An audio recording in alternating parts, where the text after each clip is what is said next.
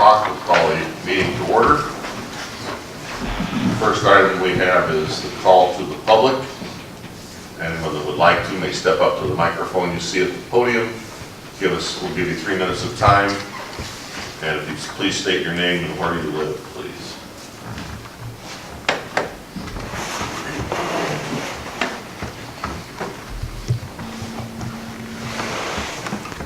I'm John Banter from Oskaloosa, Iowa.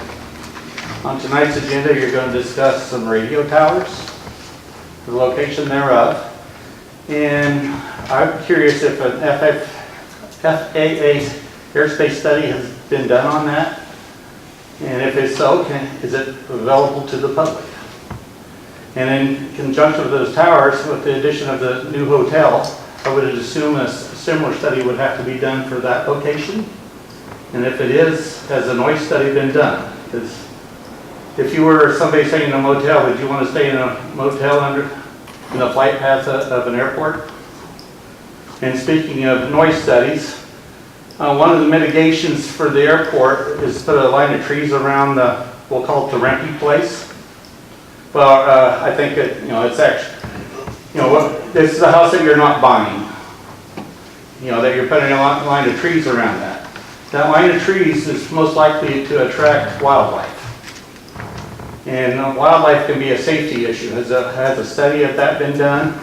Because if it causes safety problems, that line of trees will be cut down, and then there will be no noise mitigation. And I would also like to ask, the June 21st meeting, where was that really posted? Because that really was not posted through the normal channels. It's usually posted several days in advance on different locations. This one here was not posted. And I think as a public meeting, you'd think you'd like to have public attend. And I guess one other point, this board has had work sessions with the county supervisors over the rerouting of 220th. I've never seen this board discuss it or the city council discuss it. Has it been brought up to them? And I guess, one other additional point, there's going to be a historic preservation study at the current airport. What are the facts that they are looking for out there? So that's kind of what I have on my mind tonight, gentlemen. Thank you.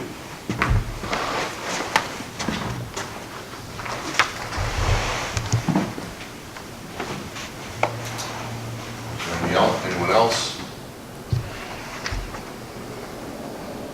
If not, we'll move on to agenda item number 3, which is the approval of minutes from, as it says, June 21.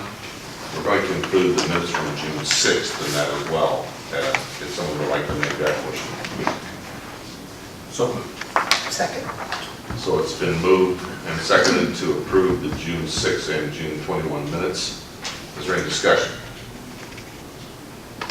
Seeing none, those in favor say aye. Aye. Opposed, same sign. Motion passes. Jerry, would you grace us with your knowledge of the project updates, please? Sure. With regards to the FAA grant offering agreement, that will be sent out here shortly. Originally, I think it was on September 3rd or so, they had to get that out. I guess actually September 6th to get that out. But they will be sending it via FedEx sometime on or after the 19th, and it has to be returned on or before or after the 16th, and has to be returned on the 19th. All they need is the first 8 pages scanned and submitted. It will be sent to 825 Broadway, to the attention of Dr. Barnes. It will need to be signed at that point in time, and FAA will accept a scanned signature copy. Will retain the original so it can be recorded, the grant agreement along with the federal assurances. So that's what's happening. So it has to be back on the 19th. This is pretty significant in as much as typically when FAA makes its first commitment to funding the project, they've never known not to see it through. So think you take some comfort in that. Probably more significant is the fact it lays the groundwork and establishes the funding cycle for the next federal fiscal year. And so with that, we will be putting together CIP data sheets, as we have done annually, and we'll ask for funding assistance for the next fiscal year. My guess is the funding will come from the AIP funds. So like this year, I would not anticipate that anything being put under grant or drawdown being made before July 1 of 2020, just for your own information. But it's hard to say, it won't come out of probably in front of the government. But we'll be submitting the CIP data sheet, which is like a pre-application.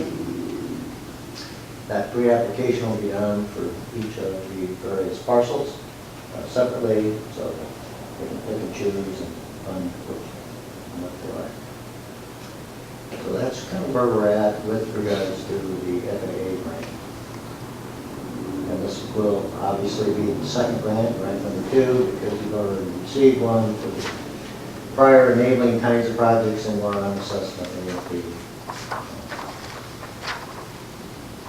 So, any questions? Questions for Mr. Searle? Thanks, Rick. So we'll have to keep an eye on that. The FAA is going to send me a note as to when it actually goes on that, so I can keep a heads up. And it's probably an overnight delivery, so I can give a pretty definite date as to when it should arrive. Good. Now, with regards to the federal release at Oskaloosa, as you well know, that was published in the Federal Register. The FAA has authorized and allowed the city to proceed forward. It's considering disposition of 330 acres. Actually, I think it's 330.88 net acres. So as that works its way through the Airport Commission and then ultimately the City Council, that land will be disposed of and the funds to be reinvested in the airport. So that's where we're at with regards to Oskaloosa. The good news that we got from FAA and the Iowa State Historic Preservation Office, we did carry out an architectural and archaeological investigation of the existing Oskaloosa Airport. The recommendation from the Wapsie Valley was to have it listed on the National Register of Historic Places and carry out some mitigation. But SHPO made a determination that it was out of context, there was nothing of significance, and did not meet the eligibility criteria for inclusion on the National Historic Register. So we don't have to do anything more, we're finished with that. With regards to Oskaloosa also, the farm lease, I believe, will not be renewed, so that will hopefully enhance the disposal of the airport property. So that's those two items on number 4. Okay, thank you. Any questions for Gary? Okay. The next item of business is number 5, the resolution approving amendment number 2 to Task Order 2, Oskaloosa Federal Land Release. We would look for a motion to accept this resolution. So moved. Second. It's been moved and seconded to approve the resolution. Is there any discussion? Seeing none, we'll call for a vote. Those in favor say aye. Aye. Opposed, same sign. The resolution passes.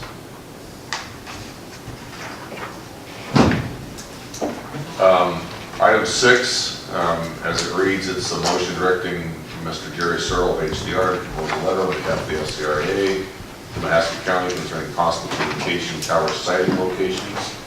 I think I'll let Mike talk about this first. Sure. Just to give an update, since the packet was created Chairman, members of the board. The chairman of the county supervisors reached out to me to let me know that it appears that the communications group that's working on the project has in fact found a location that would not be adversely impacting the flight path or the minimums for the approach at the airport. That's good news. The location, pull it up on a map here for you. From what I understand is it's close to the city of Beacon, which is, I guess Oskaloosa technically is a suburb of Beacon. Is that right, Ken? Yeah. And Let's see.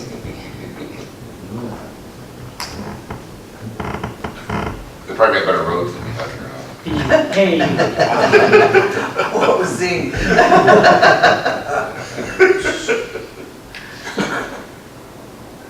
I believe on the map here on the screen, this location, I think is where the arrow is, and I don't know, Steve, if you know for sure, but I believe that's the location. It's DOT right away.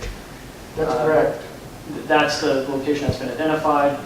According to the chairman, the consultant working on the project for the county has said that this is outside of any of the flight path under consideration for the airport project. I don't know, Jerry, if you've had consultation with them at all, but while I think that's good news, and I appreciate that, I think everybody appreciates that the county's worked towards that end, I would still recommend that the board at least go on record acknowledging their appreciation that they're working towards solving communication tower issue in a way that doesn't impact the project, but also go on record, at least still state that we object any tower location that might impact the approach maneuver, just so that there's something on record. Just think it's a good approach for the board, regardless, as we've been approached by the consultant handling the project. Well, I'd say, since Steve is here, and I do appreciate you guys working on that, because that could have been a bit of a hiccup. And I would move that we send a letter of appreciation to our supervisors for their work on this, and hope that it gets finalized, given our objection to the other sites that were proposed, I guess. Second. I'll let them copy on that motion, but I don't have a read. We'll see if we want to do that. Any discussion that they have while they're doing that? Do y'all understand what we're dealing with? Yep. The impact of that tower would have had on minimums. We appreciate greatly the cooperation Madison County's done with that. I think that's a big deal.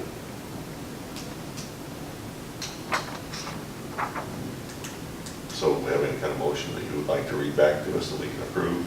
My recommendation would be stick to the language that's within the agenda itself. Okay. I think we as staff I'll let Jerry construct it if he has questions. will take the permission from you. Is that okay with you? That's fine. All right. So the motion then is number 6. Motion directing Jerry Searle of HDR to compose a letter on behalf of the SCRAA to Mahaska County concerning possible communication tower siting locations. I think it's our interest that you say something in appreciation for their cooperation. Certainly will. All right. Those in favor of that motion say aye. Aye. Opposed, same. That motion passes. You good with that? Yeah, absolutely. Now we have staff reports, number 7. Anything? I don't have anything, Mr. Chairman. I don't have anything else. We then, since we're going to be discussing some litigation or some matter that might require some,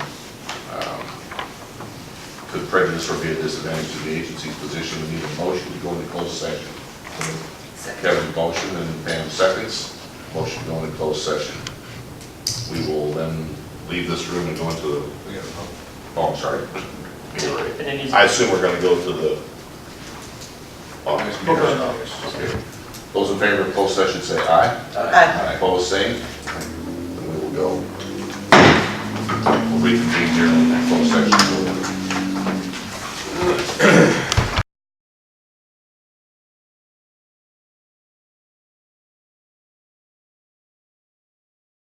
You don't have to care about phone. It's like we only have a couple of officers. Okay, we're back in session. session after the closed session. Number 9, action to be taken on anything discussed in closed session. There is none. Number 10, discussion of next meeting date and time. We don't have a necessary meeting coming up, so we'll inform people by means of email like we do normally. And I would like someone to talk about Mr. Banstra's concern about the posting of the other meeting that we had. Can someone handle that with him today? Sure. Just talk about it and see what the confusion is about, Yeah. if there was confusion. And then if you have any other questions, I would direct you to Mr. Searle. I think he can answer those for you. Entertain a motion to dismiss, or to adjourn. Have a great one. Second, all right. Those in favor say aye. Aye. Opposed, same sign. The meeting is adjourned. See everyone.